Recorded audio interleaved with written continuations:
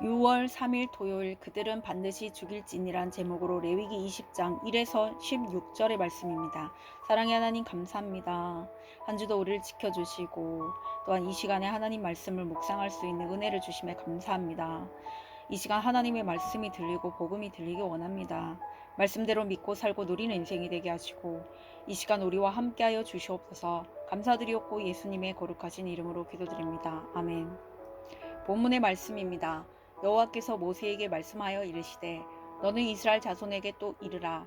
그가 이스라엘 자손이든지 이스라엘에 거류하는 거류민이든지 그의 자식을 몰렉에게 주면 반드시 죽이되 그 지방 사람이 돌로 칠 것이요 나도 그 사람에게 진노하여 그를 그의 백성 중에서 끊으리니 이는 그가 그의 자식을 몰렉에게 주어서 내 성소를 더럽히고 내 성호를 욕되게 하였음이라. 그가 그의 자식을 몰렉에게 주는 것을 그 지방 사람이 못 본 채 하고 그를 죽이지 아니하면 내가 그 사람과 그의 권속에게 진노하여 그와 그를 본받아 몰렉을 음란하게 섬기는 모든 사람을 그들의 백성 중에서 끊으리라. 접신한 자와 박수무당을 음란하게 따르는 자에게는 내가 진노하여 그를 그의 백성 중에서 끊으리니 너희는 스스로 깨끗하게 하여 거룩할지어다. 나는 너희의 하나님 여호와이니라. 너희는 내 규례를 지켜 행하라. 나는 너희를 거룩하게 하는 여호와이니라. 만일 누구든지 자기의 아버지나 어머니를 저주하는 자는 반드시 죽일지니 그가 자기의 아버지나 어머니를 저주하였은즉 그의 피가 자기에게로 돌아가리라. 누구든지 남의 아내와 간음하는 자, 곧 그의 이웃의 아내와 간음하는 자는 그 간보와 음부를 반드시 죽일지니라. 누구든지 그의 아버지의 아내와 동침하는 자는 그의 아버지의 하체를 범하였은즉 둘 다 반드시 죽일지니 그들의 피가 자기들에게로 돌아가리라. 누구든지 그의 며느리와 동침하거든 둘 다 반드시 죽일지니 그들이 가증한 일을 행하였음이라. 그들의 피가 자기들에게로 돌아가리라. 누구든지 여인과 동침하듯 남자와 동침하면 둘 다 가증한 일을 행함인즉 반드시 죽일지니 자기의 피가 자기에게로 돌아가리라. 누구든지 아내와 자기의 장모를 함께 데리고 살면 악행인즉 그와 그들을 함께 불사를지니 이는 너희 중에 악행이 없게 하려 함이니라. 남자가 짐승과 교합하면 반드시 죽이고 너희는 그 짐승도 죽일 것이요 여자가 짐승에게 가까이 하여 교합하면 너는 여자와 짐승을 죽이되 그들을 반드시 죽일지니 그들의 피가 자기들에게로 돌아가리라. 아멘. 도움말입니다. 몰렉은 암몬 족속이 섬기던 우상으로 몰록 혹은 밀곰이라고 불렸습니다. 성호는 거룩한 이름이라는 말로 하나님의 이름을 가리킵니다. 간부는 간통한 남자를 말하고 음부는 간통한 여자를 말합니다. 14절에 함께 데리고 살면이라는 것은 아내와 장모를 성적으로 함께 취한다는 뜻입니다. 본문 요약입니다. 여호와께서 모세를 통해 이스라엘 자손에게 사형에 해당하는 죄를 열거하십니다. 자식을 몰렉에게 주어서 하나님의 성소를 더럽히는 자, 박수무당을 음란하게 따르는 자, 부모를 저주하는 자, 아내 외에 악하고 음란한 방법으로 자신의 성적 욕구를 채우는 자들을 반드시 죽이라고 하십니다. 오늘의 중보기도입니다. 부모 세대 성도들이 믿음의 선한 싸움을 싸워 후손에게 거룩한 삶의 본을 남길 수 있게 하옵소서. 아멘. 본문 해설입니다. 첫 번째, 몰렉을 숭배하는 자 1에서 5절의 내용입니다. 몰렉 우상은 노스로 만들어진 몸체에 송아지 머리를 하고 왕관을 쓴 채 팔을 벌린 자세를 하고 있습니다. 몰렉 숭배자들은 그팔 사이에 불을 피워놓고 자녀들을 제물로 바쳤습니다. 하나님의 형상인 사람을 우상에게 바치는 이런 끔찍한 인신제사는 사람을 지으신 하나님을 욕되게 하는 일입니다. 문제는 몰렉 숭배가 복받는 길인 줄 알고 멈추지 않는 인간의 기복적 본성입니다. 이 본성을 날마다 회개하는 사람이 하나님의 백성입니다. 적용 질문입니다. 자녀에게 다 너 잘되라고 하는 거야 라며 몰아세우는 일은 무엇입니까? 그 뒤에 숨은 내 욕심은 무엇입니까? 두 번째, 음란하게 따르는 자 6에서 9절의 내용입니다. 하나님의 우상을 음란하게 숭배하거나 귀신을 섬기는 자, 부모를 저주하는 자를 반드시 죽이라고 명령하십니다. 하나님은 무자비한 분도 악인이 죽는 것을 기뻐하시는 분도 아닙니다.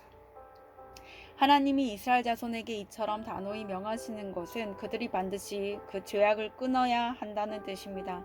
본문의 강조점은 징벌이 아니라 하지 말라는 명령입니다.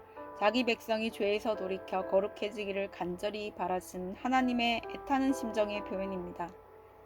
적용 질문입니다. 나 자신을 깨끗하게 해야 할 부분은 무엇입니까? 부모님을 무서워합니까? 무서워하거나 원망합니까? 아니면 공경합니까? 세 번째, 반드시 죽일지니라. 10에서 16절의 내용입니다. 하나님이 이스라엘 자손에게 간음하는 자, 골육 지친을 범하는 자, 남색하는 자, 수간하는 자를 사형에 처하라고 하십니다. 성은 남녀가 그 부모를 떠나 한 몸이 되는 부부 관계에서만 누릴 수 있는 선물입니다.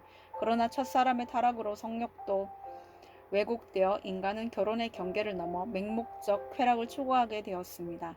그 결과 타인과의 관계를 파괴할 뿐만 아니라 자기 스스로를 더럽히는 죄악을 저지르게 됩니다. 주님은 자기 백성이 이런 죄악에 빠지는 것을 허락하지 않으십니다. 적용 질문입니다. 내 안에 죽어야 할 왜곡된 성욕이나 환상은 무엇입니까? 더 이상 지체하지 말고 끊어야 할 관심이나 관계는 없습니까? 오늘 기도하기는 거룩한 백성으로 부르심 받았음에도 저의 욕심으로 자녀들을 강요하고 괴롭히며 불가운데로 지나가게 한 것을 용서해 주옵소서. 악하고 음란한 저의 옛 습관을 벗어버리고 예수 그리스도의 보혈로 저의 죄를 사하여 거룩하게 살도록 도와주옵소서. 아멘. 묵상 간증입니다. 율법의 고수란 제목으로 전영숙님의 말씀 적용글입니다. 시어머님은 제가 식사를 준비할 때나 외출하고 돌아왔을 때 늘 제 손을 보셨습니다.